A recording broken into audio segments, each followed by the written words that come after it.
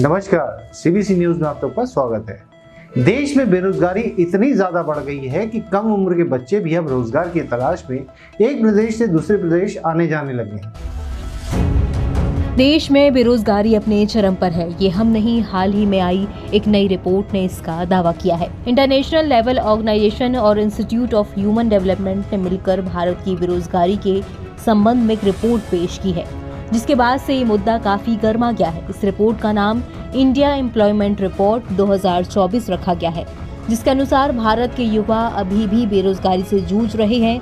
देश के बेरोजगारों में युवाओं की संख्या 83% है, जो कि बेहद ही चिंताजनक है। इंस्टीट्यूट ऑफ ह्यूमन डेवलपमेंट के साथ मिलकर इंटरनेशनल लेबर ऑर्गेनाइजेशन ने यानी कि ILO ने जो रिपोर्ट जारी की है, उसके मुताबिक बेरोजगारों में ज्यादातर युवा शिक्षित हैं, जिन्हें नौकरी की तलाश करने में परेशानी आ रही है। राज्यों की बात करते हैं जहां बेरोजगारी ज्यादा है। जिन राज्यों में बेरोजगारी दर ज्यादा है उनमें ओडिशा, मध्य प्रदेश, बिहार, उत्तर प्रदेश, झारखंड, छत्तीसगढ़ जैसे राज्य शामिल हैं, जिनमें पिछले सालों से रोजगार के आंकड़ों में ज्यादा सुधार नहीं हुआ।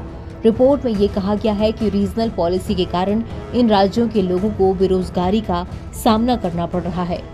ऐसा एक मामला हमारे संज्ञान में आया। उत्तर प्रदेश के अलीगढ़ से 8-10 नाबालिग बच्चे काम की तलाश में अलीगढ़ से कांकेर पहुंचे और उनमें से एक लड़के के साथ हादसा हो गया, जिसमें उसकी जान चली गई। पीड़ित के पिता अलीगढ़ से यहाँ पहुंचे और उन्होंने हमें बताया कि उनका लड़का और उसके साथी कांकेर के गिरीश फैब्रिकेटर्स प्राइवेट लिमिटेड में काम कर रहे थे। उनका लड़का वहाँ वेल्डिंग करते हुए छत से गिरा। उसके कुछ साथी उसे राजधानी रायपुर के अंबेडकर अस्पताल लेकर आए। यहाँ डॉक्टरों ने उसे मृत घोषित कर दिया और उसका पोस्टमार्टम करके उसके साथियों को सौंप दिया। उसके साथी एम्बुलेंस करके उसे अपने साथ अपने गांव अलीगढ़ ले गए। अंतिम संस्कार के बाद उसके पिता अलीगढ़ से रायपुर पहुंचे और उन्होंने अपनी पीड़ा बताई। वहाँ लड़का कांकेर के लिए काम करने गया था, गिरीश फैक्ट्री के लिए,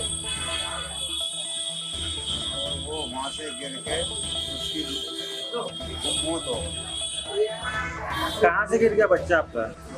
कंपनी में ऊपर कौन सी कंपनी में काम कर रहा है? गिरीश कंपनी में। कहाँ है वो कंपनी? ये यहाँ पे इसके कौन लेके आया था आपको, आपके बच्चे को अस्पताल? गाँव के लौटे थे, 8-10 लौटे आए हुए थे।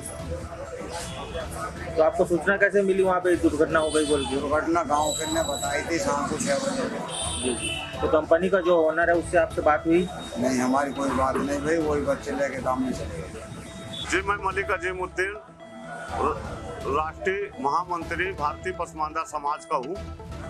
ये हमारे अलीगढ़ के जिला कमेटी के मेंबर हैं। इनका बच्चा आपके छत्तीसगढ़ में एक्सीडेंट हो गया, कंपनी में काम कर रहा था और उसकी बॉडी यहाँ से भेज दी गई एक एम्बुलेंस को किराए देके।